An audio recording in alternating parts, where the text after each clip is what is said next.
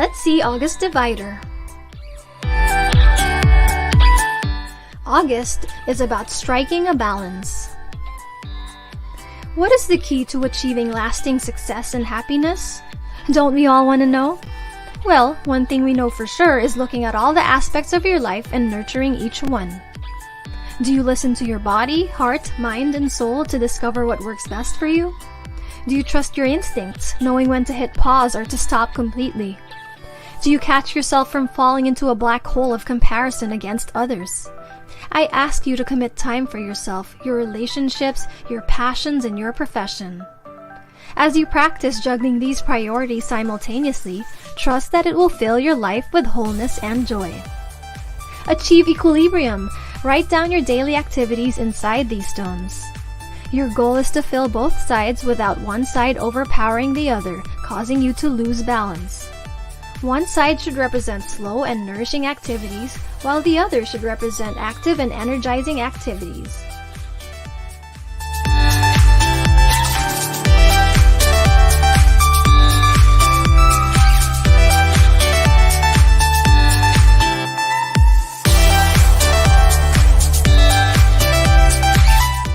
That's it! We hope this was helpful, and let's all strike a balance and achieve a life with wholeness and joy.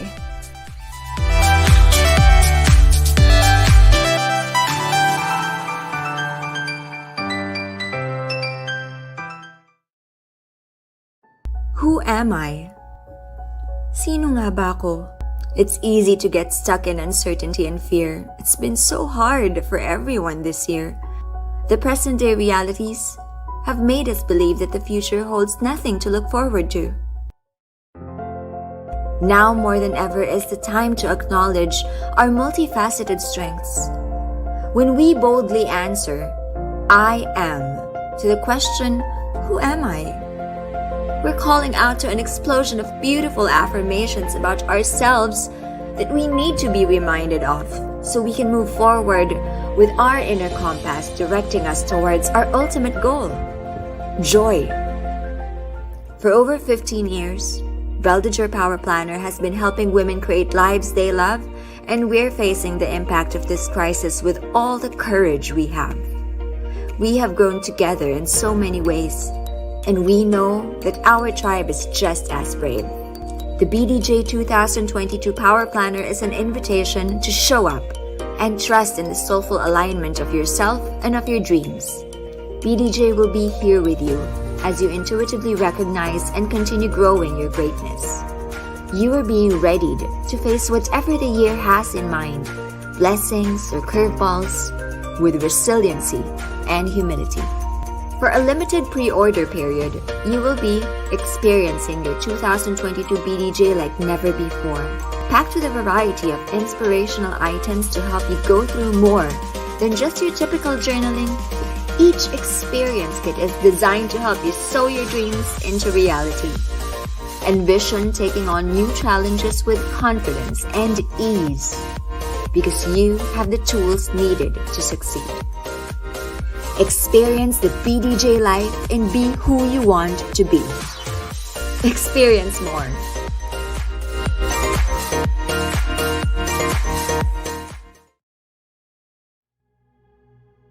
Sometimes it feels like every time we attempt to take a step forward, we find ourselves 2 steps back. Life may seem like an uphill battle, and the past may have felt limiting. If we consider the present to be a gift, though, then it's not just about the destination, is it? For 2022, Navi will help you embrace your adaptability and resilience. Now, we don't make you imagine what this uphill staircase looks like. We show you. Take an adventure from right where you are. Explore the present as you navigate your life guided by the compass of your own truths, values, and your unique journey to where you're meant to be.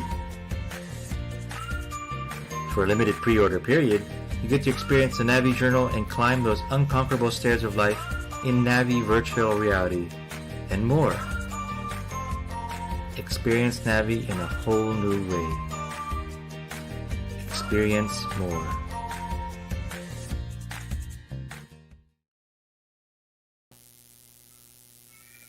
Hi, everyone. Good evening. It's Friday night. So, kumusta naman? It will be our last night before the lockdown officially happens. Today is the official day of the lockdown. Akala ko tomorrow pa. So, thanks guys for tuning in, and please do share where you're watching us from because we have again a special guest for tonight because our theme this week is experience more abundance. Kasi sa mga nangyayari nga talaga dito sa pandemic, 'di ba? Naramdaman talaga natin yung need na kailangan talaga natin to figure out to be more creative in terms of how do we earn extra cash, yung mga extra sideline, or even like engage in more activities na para lang ma-explore natin yung mga different opportunities. So kahapon, we had a talk with Rowena Lay who was selling over 200,000 worth of items in Shopee. So, and this was used and parang items na hindi na ginagamit sa bahay. So, parang it's one way talaga na parang we can earn extra cash. Tapos nung Monday, si Alan Ngo, na expert email copywriter, that's parang one way that you can utilize. And yun nga, he was an accountant. So, hindi siya yung natural writer na natuto lang talaga siya. And of course, last Wednesday, yung second day nga, si M na nag-start ng pandemic business ng baking ng cookies, million cookies. So, kayo sa bahay, maybe this lockdown, maybe it's time to also rethink what kind of opportunities you want to explore. And tonight, syempre, I wanted to interview our next guest for the longest time kasi ina-admire ko talaga siya from afar.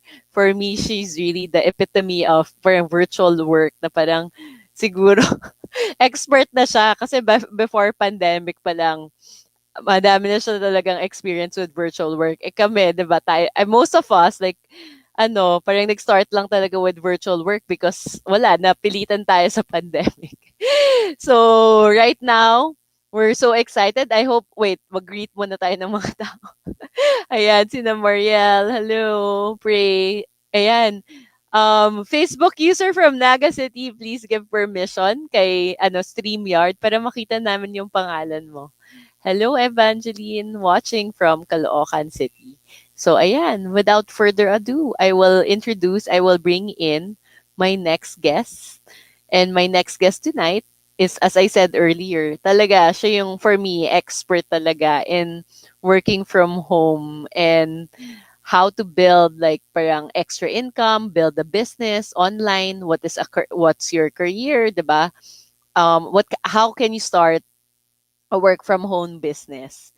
And our speaker for tonight is MK Bertulfo, the ambassador of Online Jobs PH and the founder of the Filipina Homebased Moms, FHMOMS. So, nandito din tayo live sa FHMOMS. So, hello, hello FHMOMS. So, Filipina Homebased Moms is a support group to help fellow parents, mothers especially to find jobs suitable based in their life stage, like right now. Yeah. So without further ado, we'll bring in MK, Mommy MK. Hello. Sa lahat ng mga live viewers natin. Thank you so much for having me here, finally. Finally, oo nga eh. Sabi ko nga parang, it's been a long time. I've been watching you kasi sabi ko nga, ang galing mo na parang I'm amazed with parang what you've done with FH Moms. Maybe, would you want to share like a short story, like parang how you started with all of these? Ayan. I started in 2017 as a freelancer. So I started working from home. The reason why I transitioned to this work from home setup is because of my 2-year-old son that time na sobrang clingy. So nasa call center ako na. So night shift, imagine that. So lagi siyang naghahabol. And then nakaka-guilty yung feeling na hindi ka makauwi kaagad because of the traffic. And then kapag may sakit siya, you're always away. So yun yung parang pinaka-wake up call ko. Dagdag na lang yung parang office politics, yung pressure, yung stress, no? So yun talaga yung pinaka naging reason ko why I transitioned. And I wanted to explore, new ways on how I can earn then while taking care of my family.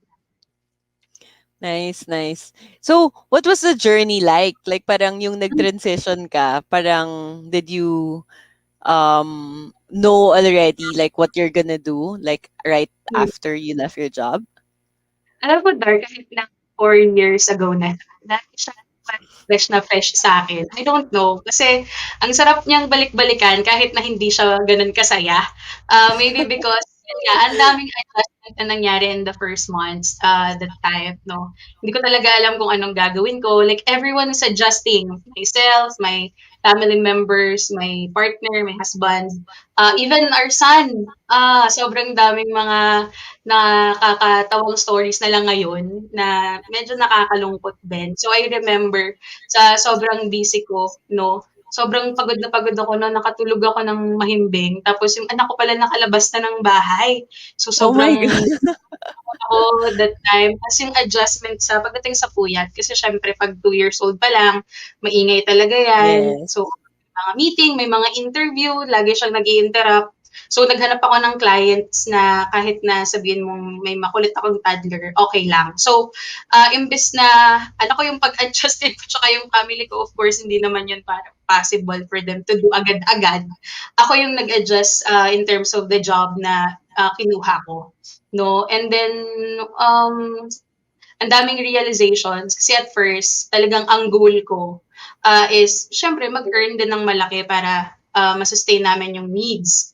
Until I Correct, realized, correct. actually, yung husband ko pa yung nagpa-realize sa akin kasi imagine weekly, tapos kinsenas katapusan, may sinasahod. So parang for someone like me na nasa 20s pa, sobrang exciting lahat, no? And siguro aminin ko na workaholic talaga ako, lalo na nung mas bata pa ako. Kasi before working from home, nagdo-double job pa ako. So grabe yung Wow. pagod. Pero nung nakapag-work from home ako, yung pagod ko before compared sa pagod ko sa pag-work from home, sobrang fulfilling. I mean, yung in terms of Yeah. kitaan, no? Kasi ang Mm-mm. first online job ko noon, ang kinikita ko 35,000 per month. That's just for one client. Eh, ang sahod ko before sa call center, 14,000 pesos per month, minus all Wow. the expenses. So, ang laking jump. Grabe yung difference. So, yun, what else pa ba? So, I started my freelancing journey as an email support. And then, dagdag ako ng iba pang job kasi nga sobrang excited ako to get or try other jobs. I started naman doing virtual assistants na jobs and then social media. So parang for me, sa social media jobs ko talaga nakita yung parang excitement kasi napapractice ko din yung creativity ko. Nice, nice, nice. So, parang paano mo na-decide na parang, 'di ba, decided to be a work from home mom and you explored these opportunities. Paano ka nag-decide na to start FH Moms? So, nung land ko yung first na online job ko, I joined different freelancing groups and then na-inspired din ako with what they are doing, no? And then I realized parang wala pang mommy group that time. So sabi ko, why not create rin ako ng support group for moms like me? And then nagulat ako, sobrang daming moms na nag-join. So sabi ko, oh, cool to ah. So, nag-start na ako mag-Facebook Live and then they requested if I can do face-to-face nga na meet-up. So, I did after 6 months of engagement online. And then, after the training, actually, it's not a training. It's more of a meet-up na may singit na training. They requested if I can do a full training na talaga. Like, uh, Nice. regular training where I teach them how to do this and that, yung resume nila, and how to answer sa interviews. So that was the beginning of the face-to-face training kung saan humikot ako sa iba't ibang lugar. Sa Philippines, I went to Davao, Cebu, Zamboanga, tapos dito sa Luzon, kung saan ako nakarating, dala ko lang yung anak ko. And then I started naman doing online na talaga na course and then training since our members overseas requested for it. Hanggang sa hindi ko na kinaya yung lahat ng request nila. Kasi usually send all the requests. Tapos hindi ako makatanggi. So, I hired na different moms who can teach other topics such as accounting, virtual assistant, social media marketing, writing, so those things. Galing, galing. Nice. Since ayan, parang nagkaroon na tayo ng some sort of background for our everyone's watching us, like parang how you started with your virtual work, when you jumped, 'di ba? You took the leap, and then you started FH Mom. So, how was FH Mom and your business, like your work? Parang siguro a year before the pandemic. A year. So, nung nag-start ako with FHMOMS as a Facebook group, it's not yet earning until nag-start na nga ako mag-training. And then, I tried other revenue models for Filipina Homebased Moms. Tapos kasabay nun yung mga online job ko. So, pinagsasabay-sabay ko lang siya lahat. Tapos yung online schooling pa nung anak ko during this pandemic, but before that, face-to-face pa. And then, na-enjoy ko lang. I don't know, maybe yung mga ibang moms dito na kahit nasabihin natin na parang nakakapagod, parang nakaka-stress and all that, it's something na tuwang-tuwa tayong ginagawa, yung pagja-juggle, no? So ako, sobrang na-e-enjoy ko lang na nagagawa ko siya ng sabay-sabay kahit minsan nalilito na ako. It's something na na-e-enjoy ko rin, no? So, nag-earn ako sa online job ko and then nag-earn ako sa FH Moms kasi we started naman advertising and market research for local brands. And then may mga international companies rin who's working with us. So basically, since lumalaki na yung community, we started 20,000 members after a month. Mas dumami pa. And then ngayon nga, we have 357,000 members Yeah. na imagine. And it's still a fast-growing community, no? Nakakapag-attract talaga ng mga brands. Yung mga ibang moms namin naging influencers bigla because the brands wanted to get, this number of moms para mag-promote din. So nakakatuwa kasi sobrang daming opportunities yung nangyari for the past years, not just for myself and my family, but the whole FH mom. So sobrang Yes, nakaka-amaze. congratulations. Ang galing, galing.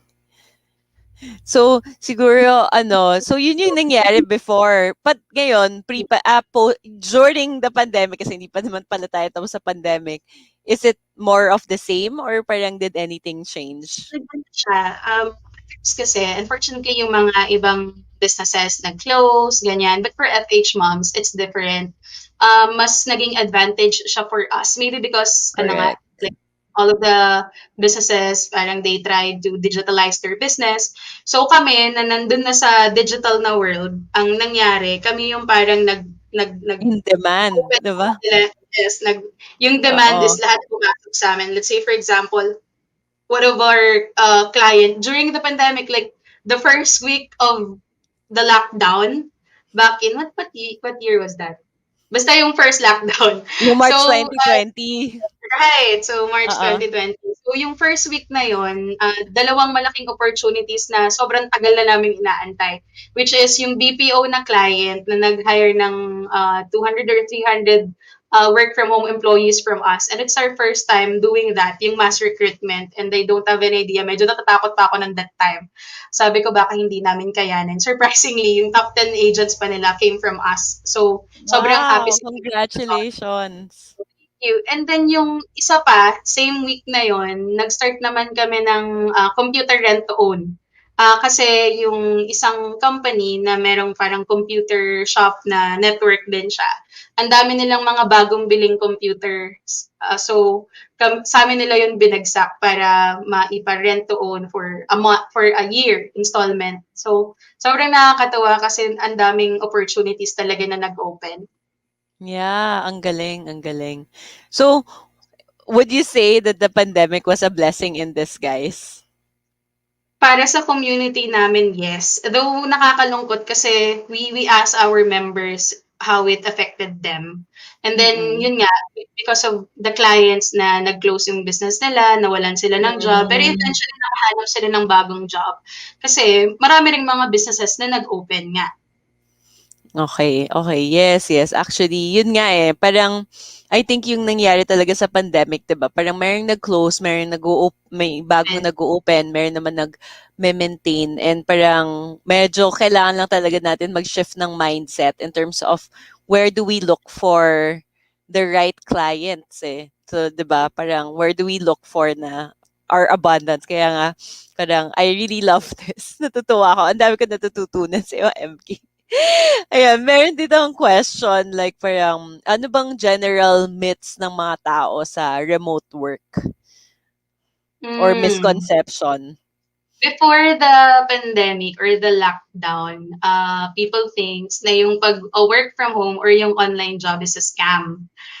Ah, at up to now, meron pa ring mga gano'n. Maybe because ang dami rin naman talagang mga scammers, 'no, na either client or job, 'no. So, hindi maiwasan na yung industry nage-generalize na parang scam. Pero nung dumating nga yung pandemic, nabago na yun. So, parang mas easier na especially Accepting for na 'no? Oo, hirap explain how does it work, paano gagawin 'to, or paano magwo-work yung isang company na virtual lang and all. So, that time, gano'n yung parang tingin nila, it's a scam. And then sinasabi nila na kapag ayun nga, it's not a real job, yun pa yung nakakalungkot that time. And when you go to, let's say, the banks or mga government agencies, they don't know what freelancing is. So, parang struggle siya for all the freelancers, 'no? So, that's one. Akala nila hindi siya tunay na trabaho because you're just at home.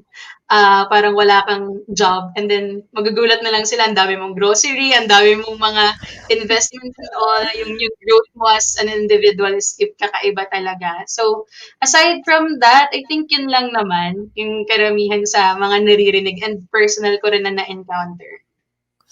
so yung ano, I think you mentioned in passing earlier that you had like challenges when you started out.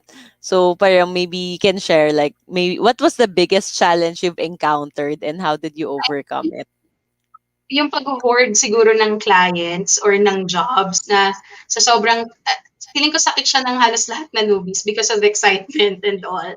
So ako, ang advice ko, kasi that's something na hindi naman sobrang laking issue, but napag-usapan namin ng husband ko, kumbaga nag-ano kami, parang siya yung nagbigay sa akin ng wake-up call na, uy, is this something na gusto ba talaga nating gawin, na kumita ng Correct, malaki and all, correct. tapos suffer yung time natin for the family. So parang with that, oo nga 'no. So, sobrang helpful na merong someone, like a partner, na parang magpapa-realize sa'yo. Kasi sometimes when you're too focused with your goals, may iba na palang naaapektuhan na aspect ng life mo.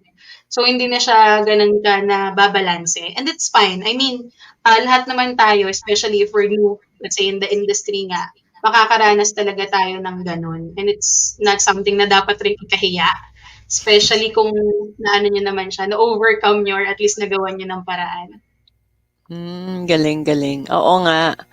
Parang I agree with that kasi parang medyo may gano'n din akong experience na minsan parang sumasabak lang sa opportunity pero hindi pala siya yung right opportunity for us. So Mm, sa akin, like parang when I chose my first job out of college, medyo gano'n siya. It was sayang, but it wasn't something na I really wanted.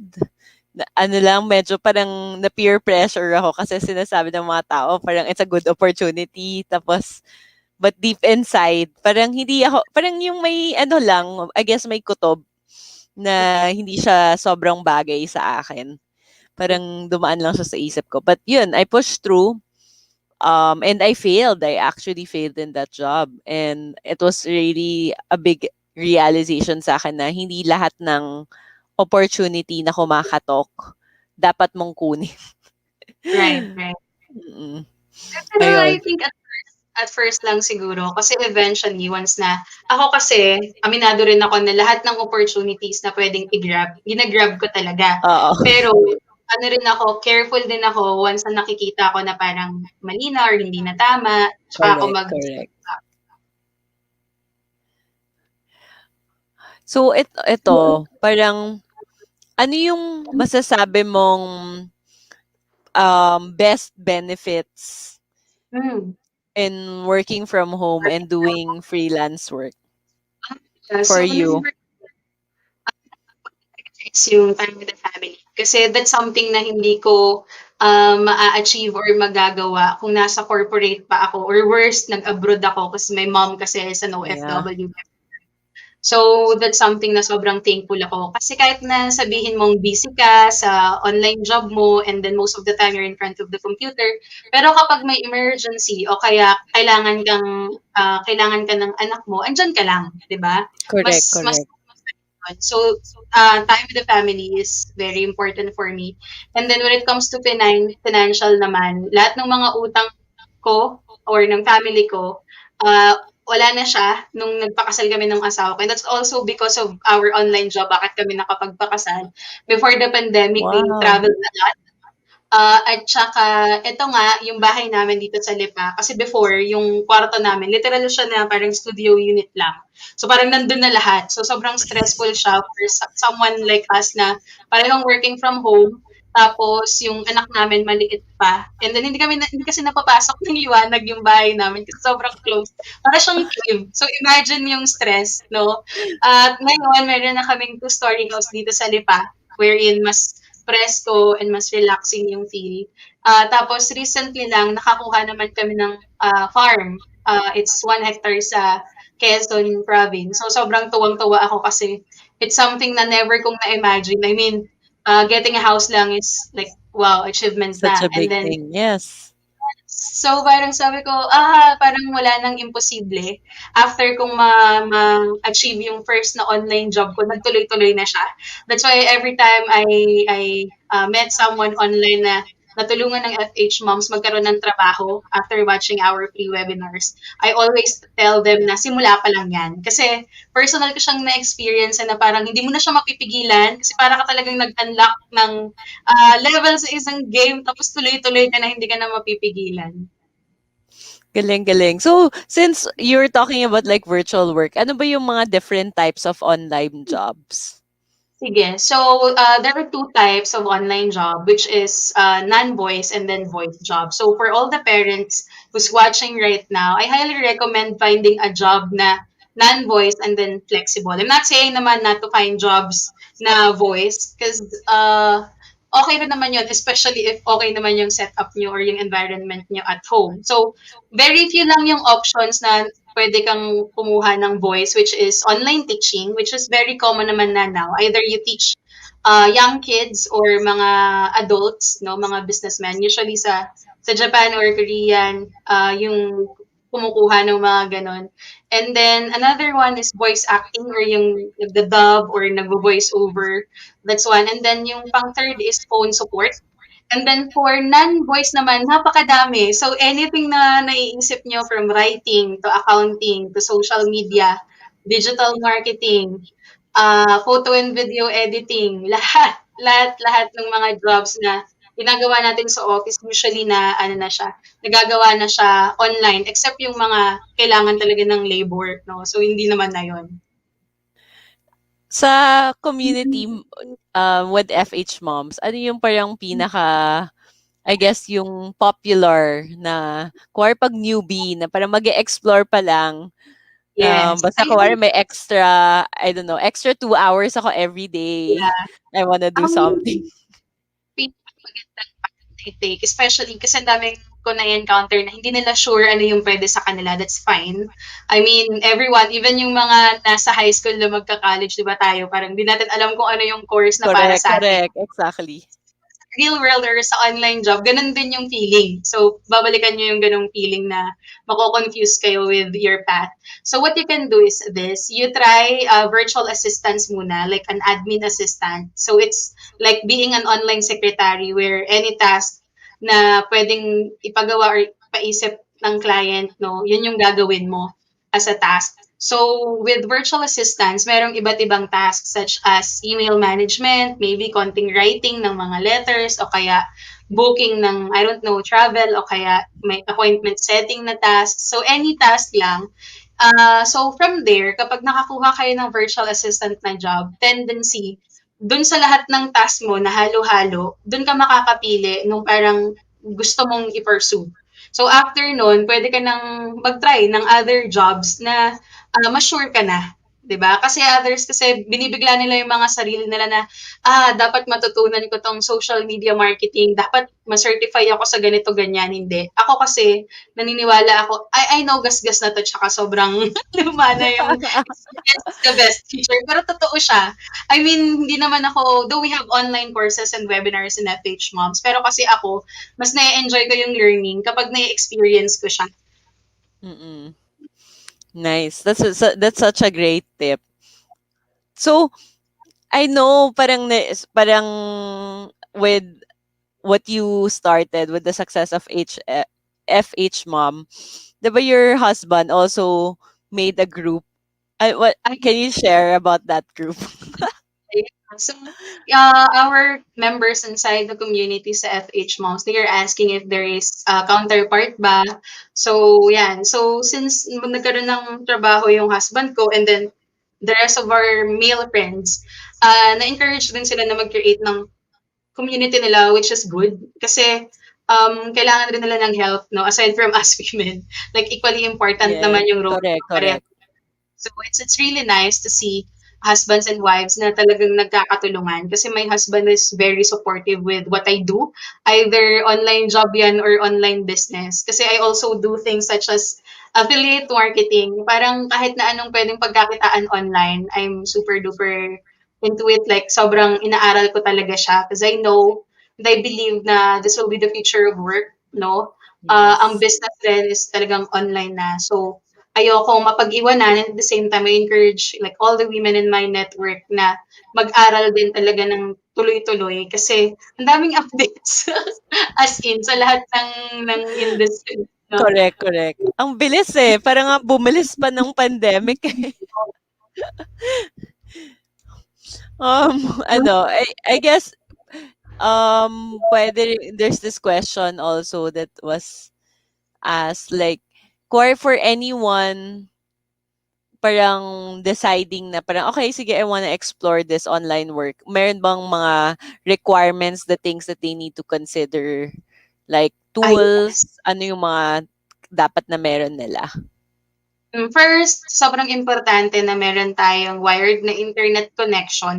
Though kung meron kayo is prepaid lang, that's fine for start lang. However, I highly recommend na once na nakakuha na kayo ng trabaho or you feel na andyan na talaga yung work, better na magpa-connect tayo ng internet because some of the clients would require din talaga like a specific Mbps for your internet. So internet is one, and then your computer, so either laptop or desktop. Others prefer a laptop versus a desktop because of yung portability niya, like you can bring it anywhere. Pero ako kasi, like sa bahay lang naman ako, I still prefer using my desktop kasi mas marami kang magagawa tsaka yung feeling na parang nasa office ka rin is something na nag-add sa productivity mo. So, aside from the tech, which is your computer with, of course, kung headset, kapag voice yung jobs, definitely you will need one. Pero if not, hindi talaga ganun kakakailanganin unless kailangan sa meetings, stuff like that. A camera is also nice to have. And then, aside from the tech, yung skills natin is very important. That's why we have free webinars almost daily na. It's because we really wanted you to upskill, no? It's very important, especially kapag mga online job na applications na if you read the description, number one talaga na hinahanap yung mga ganito ganyang skills. So skills, yung knowledge pagdating sa job, and then siguro yung familiarity natin with the work from home setup. That's why in our webinars, we share with you ano yung mga do's and don'ts, ano yung mga kailangang i-prepare, which is yung resume nyo, yung cover letter, application letter nyo, no? And then your profiles sa iba't ibang mga job sites. So the tech, the skills, and then the docs. I think proper mindset din. Kasi baka hindi nyo naman pala ganun ka-feel or hindi kayo ganun ka-sure about working from home. Sometimes yun pa yung parang pumipigil. I don't know. I know a lot of my friends na gano'n, na parang atrasado sila kasi ganito, ganyan. Ang daming iniisip. Unlike kapag talagang go lang ng go, mas parang mas madali for them Mas ma-pursue yung mga goals nila. si Since you mentioned mindset, ano yung sa tingin mong dapat mindset ng isang person who will be successful in remote or virtual work? Someone na proactive, I guess. Kasi marami sa atin na parang nahihiya, ganyan, and then parang natatakot and all. So when you're proactive, no, when it comes to working with clients, mas open ka. Kumbaga, meron kang open mind na matuto, mag-request, kasi ganun tayo, takot tayo mag-request or makipag-usap talaga. Correct, So yeah, correct. proactive with the task na kailangan mong gawin. Kumbaga hindi mo na sila aantayin pa. And then having an entrepreneurial na mindset is also good to have kasi we will be working with entrepreneurs, no? So it's important na hindi tayo parang sunod-sunuran lang sa kung anong iuutos talaga nila. So dapat tayo din, progressive din. I mean, dapat iniisip talaga natin yung magiging growth or success ng company. It's not just us as an employee. Kasi 'di ba gano'n, parang gagalingan ko para ma-promote ako. Ako kasi when I work with clients, with partners, no, talagang mini-make sure ko yun na hindi lang kami yung mag-grow as individuals, but yung company talaga mag-aano, magbe-benefit. Yes, yes. Actually, I'm a believer of that. Kasi kailangan, parang even when you're working with clients, on the B2B, like when you have your own business, when you service a client, kailangan you always strive for a win-win situation na they're always happy in your service, 'di ba? And the products that you sell or give. Kasi parang syempre, parang yun din yung magiging return customers mo, 'di ba? So, Mommy MK, ano yung tips mo for people who are looking for online jobs? Tips, okay, sige. To those who are looking for, online job, aside from the requirements that I mentioned earlier, it's very important for us to do our research. Ang dami kasing nai-scam right now, it's because hindi nga sila ganun ka-familiar.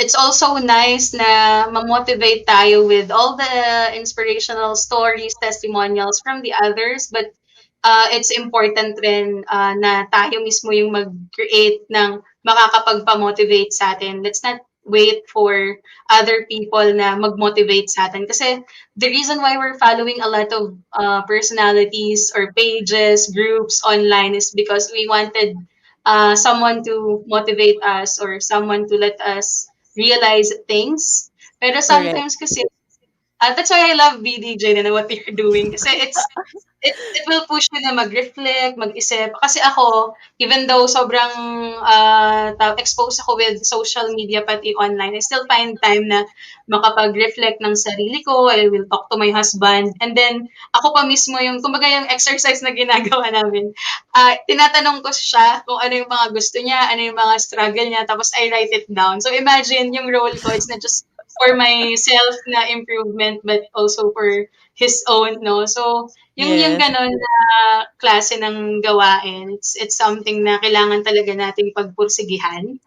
Mm-mm. Let's not wait for other people na gawin yung dapat nating ginagawa, no? So, let's do our best lang. Oo, nice, nice. Kailangan, I agree with you na dapat talaga nag-research and dapat rin talaga parang having conversations na pinag-iisipan talaga yung mga bagay na nakikita din natin. Kasi, yun nga minsan, I guess nangyayari yun, no? Kaya pag sobrang bilis ng mga pangyayari sa life na hindi natin na parang nadadala tayo sa bilis. Hindi tayo nagte-take ng time talaga to pause or maybe write things down, even just having conversations with your partner, with your friends, 'di ba? Napaka-important 'yon. So, meron ito, parang you mentioned kasi 'di ba parang earlier na madami kang clients and syempre Hmm. sa una excited ka na parang you wanna take all the clients. What was the most number of clients that you ever handle at one time? Siguro, imagine ha, nung nag-start ako mag-work from home, ang tulog ko na lang is 2 to 4 hours a day. So, sobrang nababaliw na ako nung kaka-work.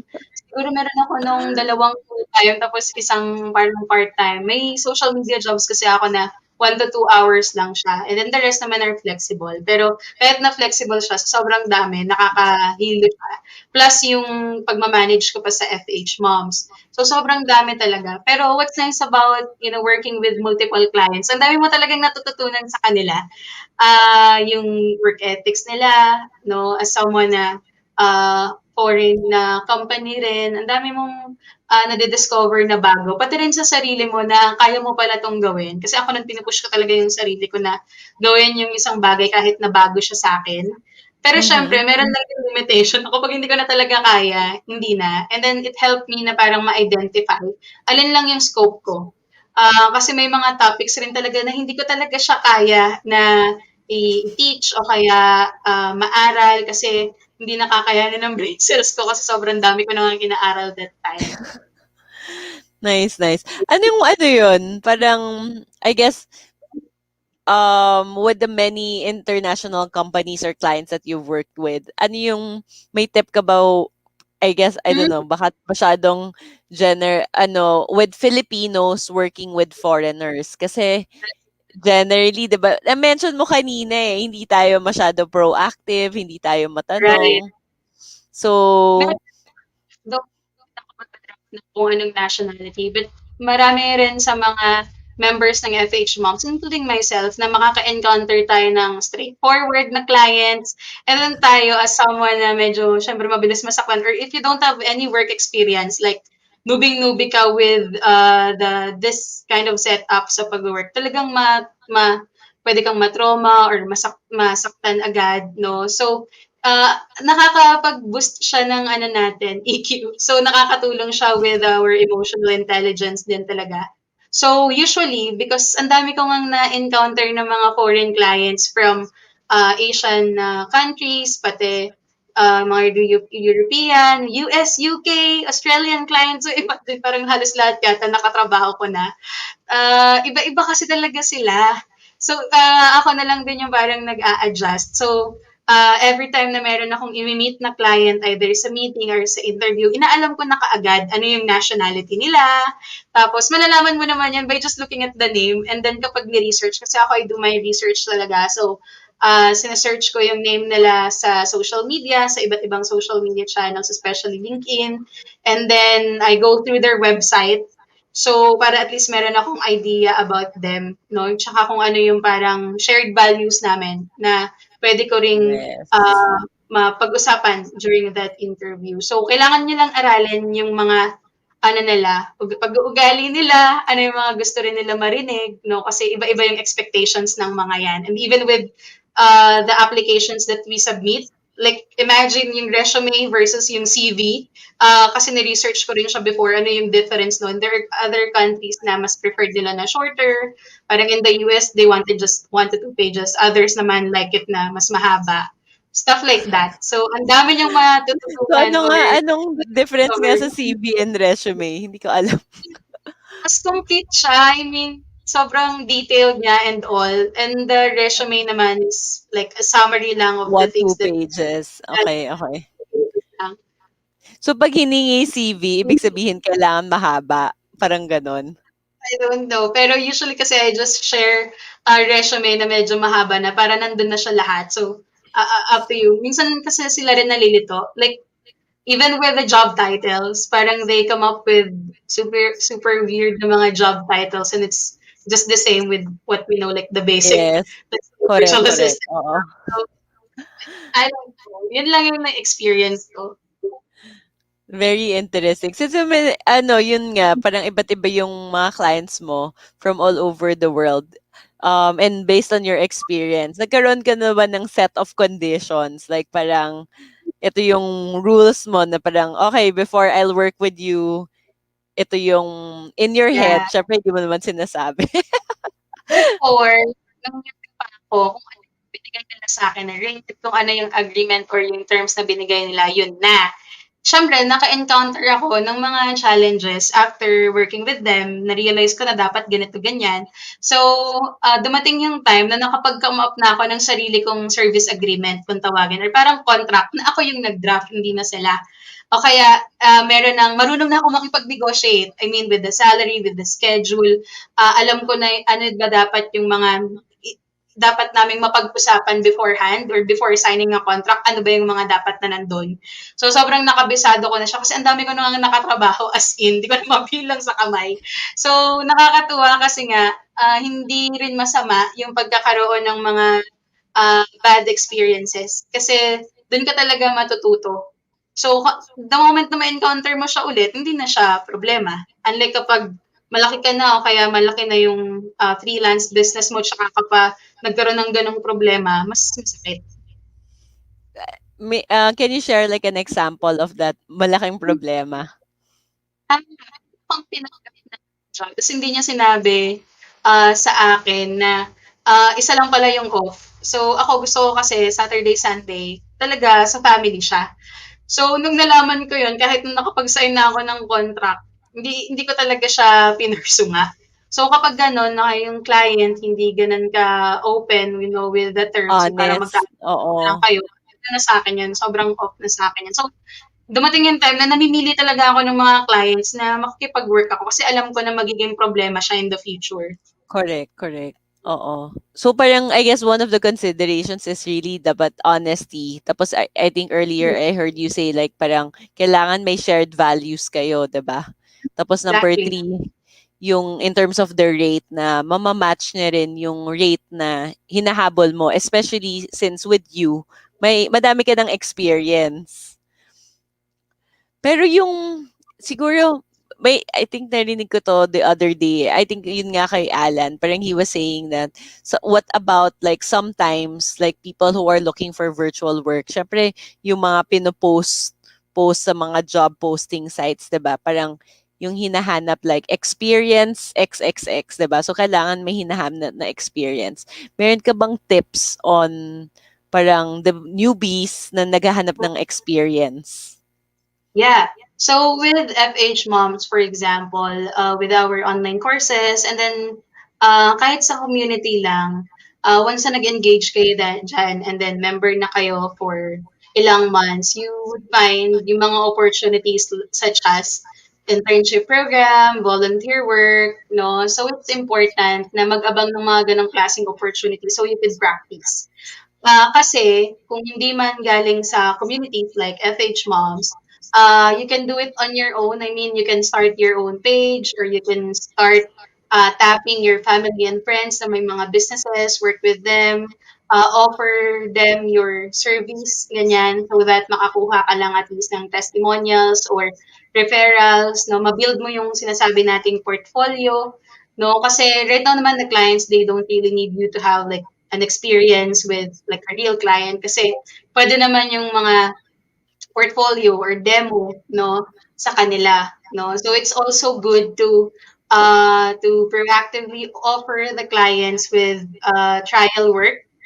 That's Mhm. also one of my strategies na okay, sige, if Yes, hindi ka trial work. masyadong sure, i-try muna natin siya for a couple of hours or days. Ako, yung mga trial test ko nun before, yun na yung ginawa kong portfolio. No? So, habang nag-a-apply ako, habang nag-test ako, and all, sinasave ko na siya. Tapos yung susunod na client, pag may tinanong siya kung meron ba akong mga sample works, yung ginawa ko dun sa first na trial or exam or whatever, yun yung pinapakita ko sa kanya. So, ganun yung naging strategy ko kahit na newbie or wala akong experience that time. Nice, nice. Meron tayong question here from Joycey. How do we make your work profile get noticed?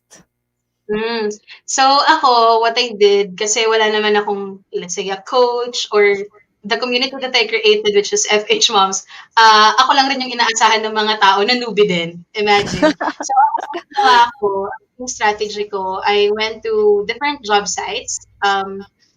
Nag-observe ako ano ba yung meron sa title nila, sa description ng mga profile nila. Inaral ko kung paano nila sinulat. Tapos, I tried writing my own profile summary kung tawagin, no? Tapos in-update ko siya, inayos ko lang based din dun sa ibang mga profile. So kung ano yung kanila na maganda naman, ginandahan ko pa lalo yung akin. Talaga nag-take time ako para ayusin siya, no? Para pag may pumuntang client, "Uy, ang galing nito, parang this is one of the best dun sa nakita ko sa Yes. iba." So yun yung naging strategy ko. And it's not bad naman. I mean, it's not that you copy like the exact words, no? Kumuha ka Mm. lang ng inspiration and it's fine, no? So, Correct. gano'n ko siya pinaganda. And then, ang pinaka naging strategy ko, pare-pareho yung lahat ng profile photo ko. So, I choose like my best photo rin. Like, maayos yung itsura ko nun. Others kasi would choose like a photo na hindi sila either hindi naka-makeup. Nothing against naman sa mga Mm. hindi nagme-makeup or nag-aayos and all. Pero kapag sa profile kasi natin or let's say sa social media natin and then sa resume and then sa job site, yun yung unang-una kasing makikita. May mga nakita Correct. nga ako before kasi pinag-handle rin ako ng client ng mga job applications. May Recruitment. mga nakikita ako na yung iba whole body nila, yung iba naman parang medyo magulo yung background, no? So, napaka-importante pala ng profile photo. Hindi naman natin siya minamali. Tapos yung mga nakasulat, kasi yun yung unang-unang makikita. So, kahit na hindi ka magpasa ng resume or di pa nila makita yun, magja-judge ka na dun pa lang sa profile mo. Kaya ako, ang ginawa ko, yung profile ko, yung LinkedIn ko, lahat ng social media ko, pati yung mga communication tools ko, Skype, Hangouts, and then pati email, lahat yan may picture, tsaka lahat optimized. So, when you say optimize, inayos mo talaga silang lahat. Kumbaga, unti-unti mong binibuild yung online na presence mo para kapag chinek ng client, talagang malinis, kumbaga maayos, pagkakatiwalaan ka, kasi hindi ka naman nila isa-CI. Hindi naman yan pupunta sa bahay mo para i-check kung legit ka ba or not. So, most probably, online lang rin talaga sila mag-check. Ganda. Like, that's a really nice tip. I agree with that. Kasi parang even, 'di ba, a lot of employers ngayon, pag nag-a-apply ka, check din yung social media eh. Kasi kung Yes. nagma-match ba. Yeah. So, hindi lang yung profile niyo sa job site, but profile across all your social media Yeah. platforms.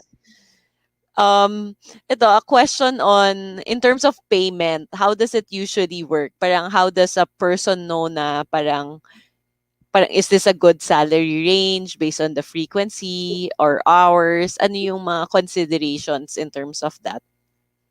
So there's this site where merong mga list ng rates, like naka-range siya per job, no? So it's a good way for you to at least identify how much yung pwede mong maging rate. So kumbaga meron ka ng pinagbabasihan.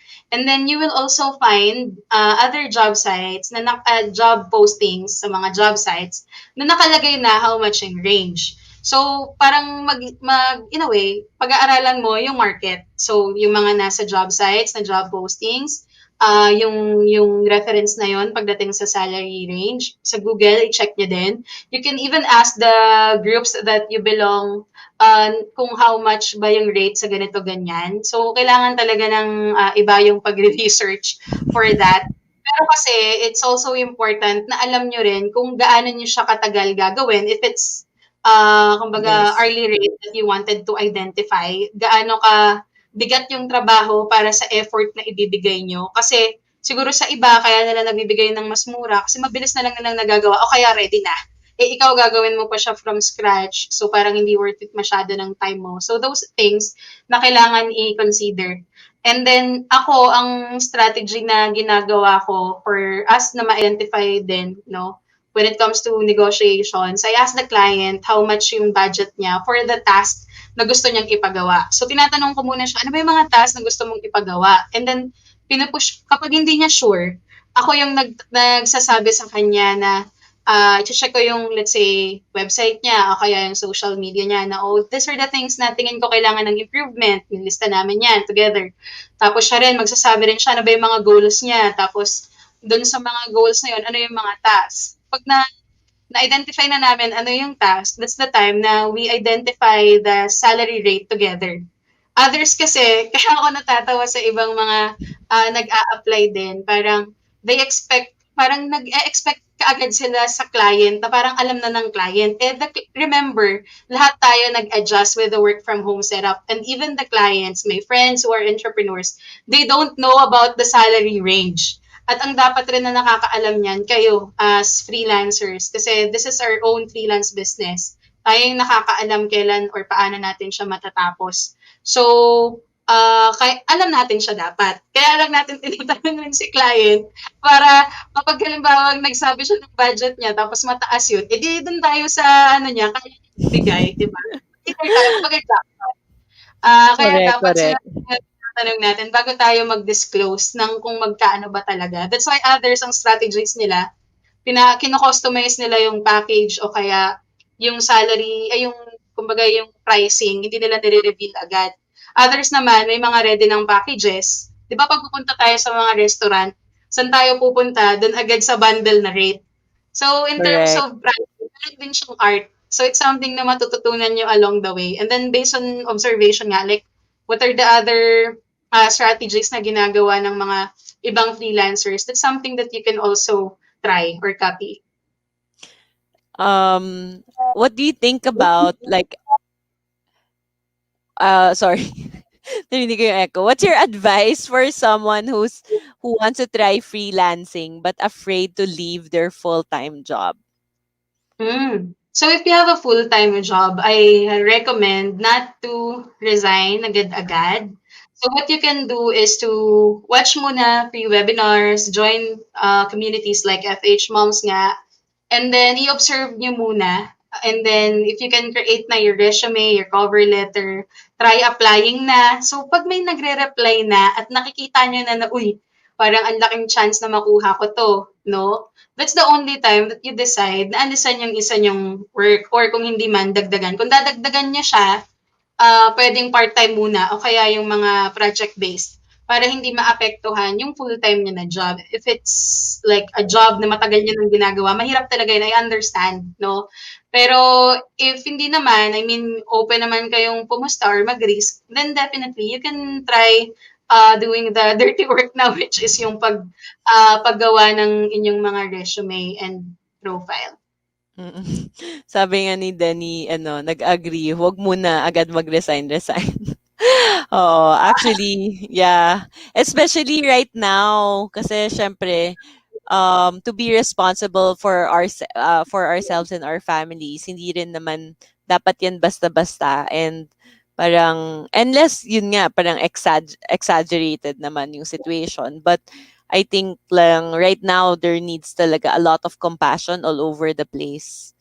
So may question din tayo here from Abby. How do you find your niche? Ayan, Abby, if mababalikan mo 'tong webinar natin na 'to 'no, I explained earlier na it's important to try muna a job na merong mga iba't ibang task para kapag, na-explore mo 'yun o kaya na-try mo lahat ng task, let's say a virtual assistant na job since 'yun yung pinaka-common na maraming task, from there ma-identify mo ano yung gusto mo o kaya yung na-e-enjoy mong gawin, and then from there tsaka ka makakapili. No? So, itry mo muna kung magugustuhan mo siya, tsaka mo siya piliin. And then, marami kasing nagsasabi na kailangan mag-niche down ka kaagad or dapat mapili mo na talaga kung ano yung gusto mo, ganyan-ganyan. Ako kasi, kung halimbawa happy ka na marami kang ginagawa, like you're a jack of all trades kung tawagin, it's fine. Kasi especially now during this pandemic, parang it's best to find different options for us to earn, 'di ba?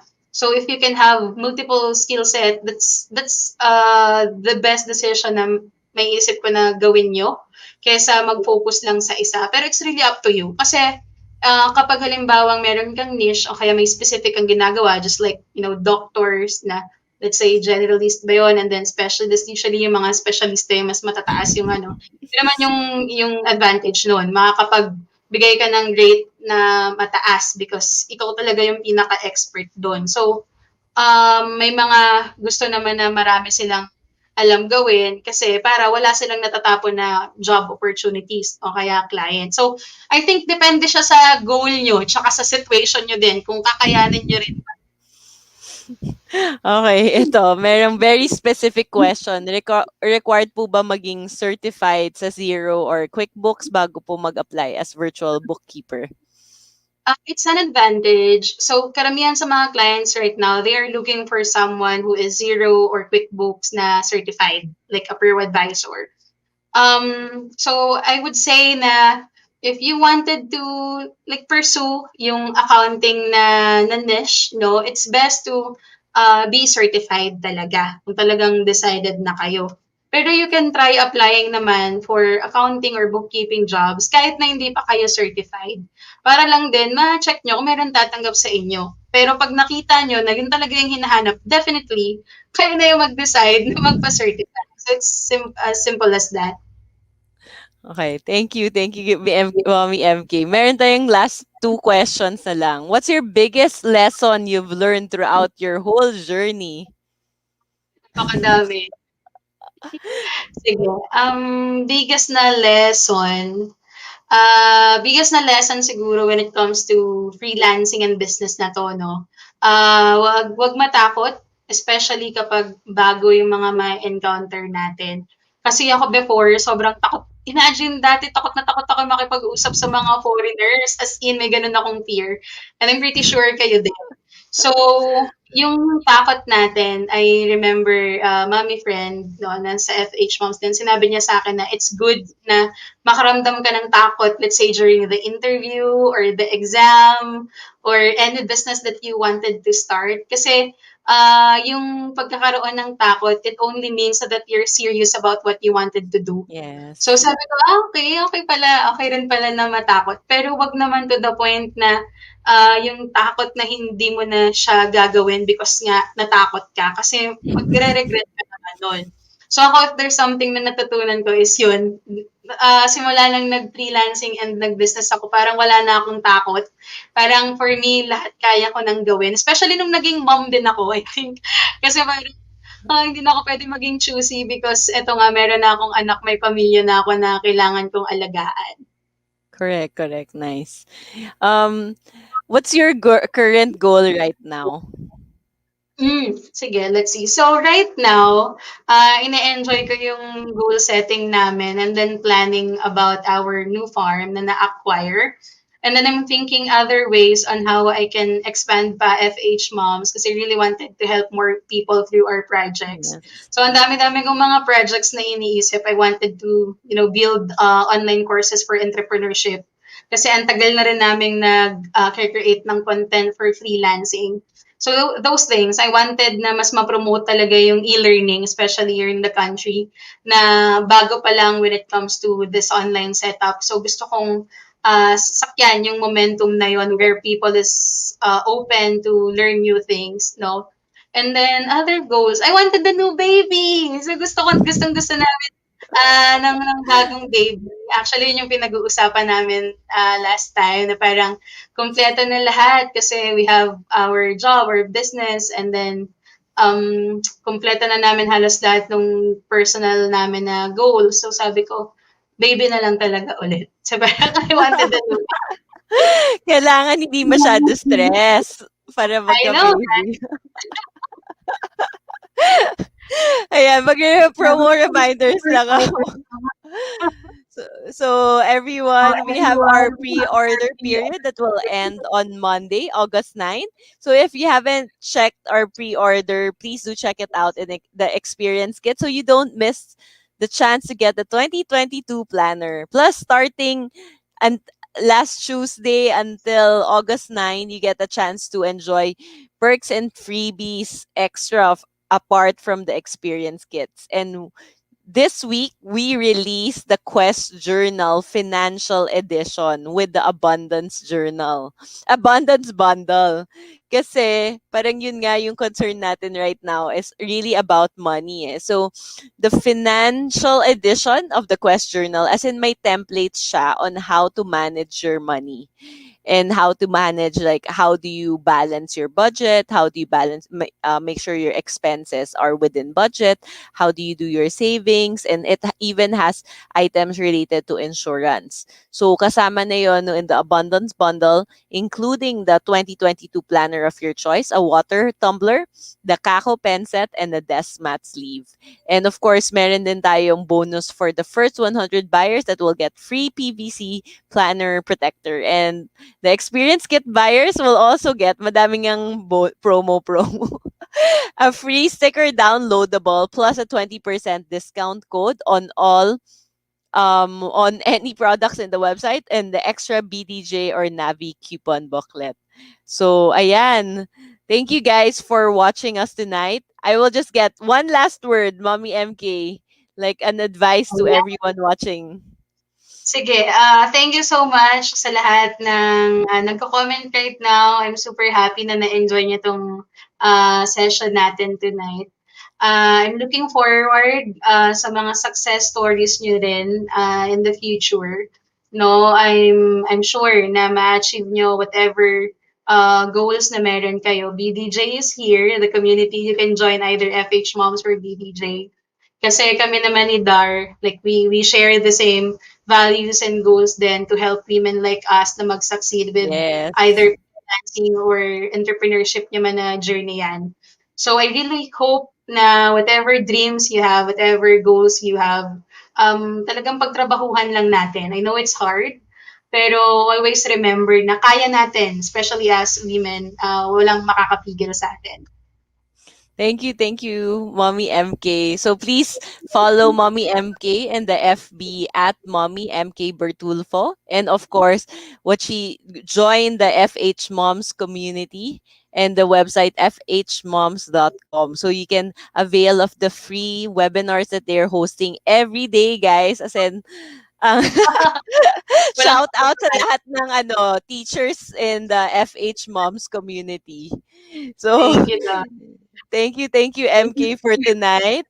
Thank you guys for joining us. And please do check out the other previous sessions of the Abundance series if you guys missed it.